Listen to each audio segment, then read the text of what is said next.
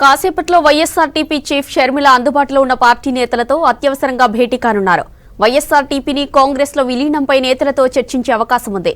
Party విలీనం, భవిష్యత్తు కార్యాచరణపై అత్యవసర భేటీలో షర్మిల కీలక ప్రకటన చేస్తారని సమాచారం. సమావేశం అనంతరం మధ్యాహ్నం 2 గంటలకు ఫ్యామిలీతో కలిసి ఇడుపులపాయ వెళ్లనున్నారు. తన కొడుకు రాజారెడ్డి వివాహ పత్రికను ఇడుపులపాయలోని తండ్రి వైఎస్ సమాధి దగ్గర ఉంచి ఆశీర్వాదం తీసుకోనున్నారు షర్మిల. పార్టీ ముఖ్య నేతలతో షర్మిల మీటింగ్ కు సంబంధించిన మరిన్ని అప్డేట్స్ షరీఫ్ అందిస్తారు. షరీఫ్, సమావేశం డీటెయిల్స్ ఏంటి?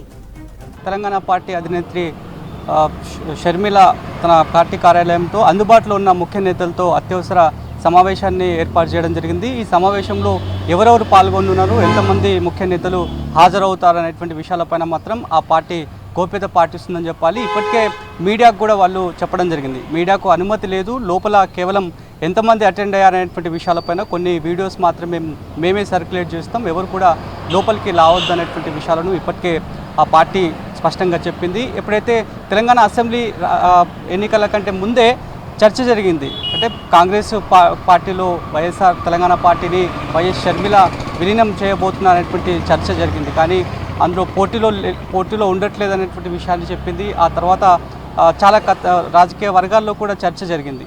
సో మరోవైపు అప్పుడు బీఆర్ఎస్ ప్రభుత్వంలో ఉన్నటువంటి ప్రతి అంశాన్ని ఆమె పేపర్ లీకేజ్ అంశం కావచ్చు, దాంతోపాటు మహిళలపై జరుగుతున్నటువంటి దాడులపైన కూడా ఆమె ప్రతి అంశాన్ని ఎండగడుతూ వచ్చారు. అప్పట్లోనే క్లియర్ అయిపోయింది, తెలంగాణలోనే ఆమె పోటీలోకి ఉంటుందనేటువంటి చర్చ జరిగింది. కానీ ప్రస్తుతానికైతే ఢిల్లీ పెద్దలతో గత కొద్ది రోజుల నుంచి వైఎస్ఆర్టీపీ పార్టీ అధినేత్రి షర్మిల అందుబాటులో ఉంటున్నారు, వాళ్ళతో మంతనాలు జరుపుతున్నటువంటి చర్చ జరిగింది. సో ప్రస్తుతానికైతే ఇప్పుడు జరగబోయేటువంటి ఇంటర్నల్ మీటింగ్ ఒకంత ప్రాధాన్యత సంచరించుకుందని చెప్పాలి.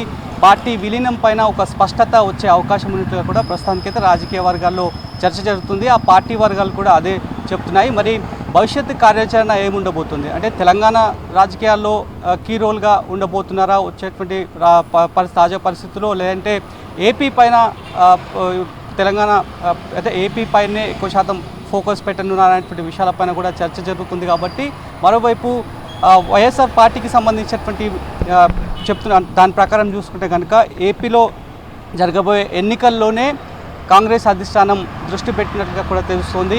ఏపీలో క్యాడర్ తక్కువగా ఉంది, క్యాడర్ లేని కారణంగానే కాంగ్రెస్ పార్టీ ప్రస్తుతానికైతే వైఎస్ఆర్టీపీ పార్టీని విలీనం చేసుకొని అక్కడ బరిలో ఉండే అవకాశం ఉన్నట్టుగా కూడా ప్రస్తుతానికైతే రాజకీయ వర్గాల్లో చర్చ జరుగుతోంది. సో దానిపైనే ఇప్పటికే చాలా వరకు కథనాలు కూడా వస్తున్నాయి. ఏపీ పీసీసీ చీఫ్గా షర్మిలను అధిష్టానం పేరు ఖరారు చేయబోతోంది. దానిపైనే ఇది ఇంటర్నల్గా డిస్కషన్స్, పార్టీ పరంగా డిస్కషన్స్ జరుగుతున్నాయనేటువంటి చర్చ కూడా జరుగుతుంది. కాబట్టి మరి ఇప్పటికీ ఈ ఇంటర్నల్ మీటింగ్కి సంబంధించి మాత్రం ఎలాంటి ఇన్ఫర్మేషన్ కూడా బయటికి చెప్పట్లేదు. కాబట్టి సో ఈ భేటీ కంప్లీట్ అయిపోయిన తర్వాత షర్మిల ఏ రకమైనటువంటి స్టేట్మెంట్ ఇవ్వబోతున్నారు, ఏపీ రాజకీయాలకు సంబంధించి ఏ రకంగా ఉండబోతోంది, ఎక్కడెక్కడ పోటీ చేయబోతున్నారు అనేటువంటి విషయాలపైన కావచ్చు, అసలు భవిష్యత్తు కార్యాచరణ వైఎస్ఆర్ పార్టీకి సంబంధించి ఏముండబోతున్నటువంటి విషయాలపైన మాత్రం షర్మిల స్టేట్మెంట్ కోసం మాత్రం ఒక ఉత్కంఠకైతే నెలకొంది.